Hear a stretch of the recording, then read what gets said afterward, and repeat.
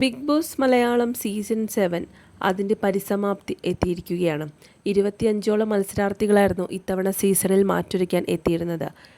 അതിൽ പിന്നാലെ ഫിനാലെ വീക്കിൽ നടന്ന മിഡ് വീക്ക് എവിക്ഷനിലൂടെയാണ് ലെസ്ബിയൻ കപ്പിൾസായ ആദിലയും നൂറയും പുറത്തായത്. ആദ്യം പുറത്തായത് ആദിലയായിരുന്നു. 2 ദിവസത്തിന് ശേഷം നൂറയും ജനവിധി പ്രകാരം പുറത്തായി. ഇരുവരും മികച്ച രീതിയിൽ കളിച്ച മത്സരാർത്ഥികൾ തന്നെയായിരുന്നു. ആദില ഫൈനൽ 7ലും നൂറ ഫൈനൽ 6ലും ഇടം പിടിച്ച ശേഷമാണ് പുറത്തായത്. അവസാന ആഴ്ചയിൽ ഇരുവരും ഹൗസിൽ നടത്തിയ ചില ഗെയിമുകളും പ്രവൃത്തികളുമാണ് വോട്ടിനെ ബാധിച്ചതും ഫൈനൽ 5ൽ ഇടം പിടിക്കാനുള്ള സാധ്യതകൾ ഇല്ലാതാക്കിയതും. അവസാന ആഴ്ചയ്ക്ക് മുമ്പ് വരെ നൂറയ്ക്ക് ആദിലയേക്കാൾ ജനപിന്തുണയുണ്ടായിരുന്നു.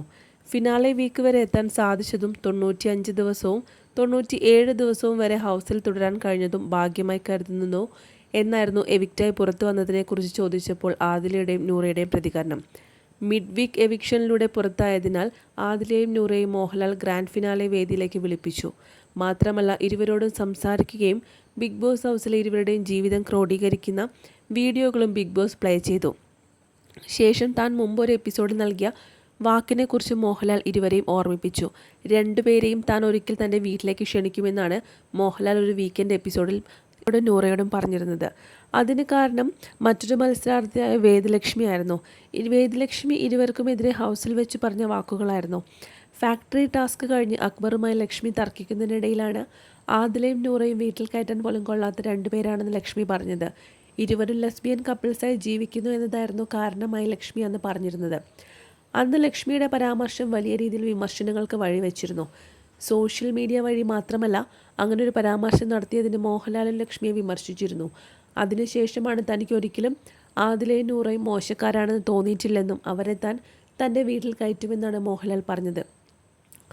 അന്ന് നൽകിയ വാക്ക് താൻ മറന്നിട്ടില്ലെന്നും അത് പാലിക്കുമെന്നും ഗ്രാൻഡ് ഫിനാലെ വേദിയിൽ വെച്ച് ആദിലയും നൂറയും വീണ്ടും മോഹൻലാൽ ഓർമ്മിപ്പിച്ചു.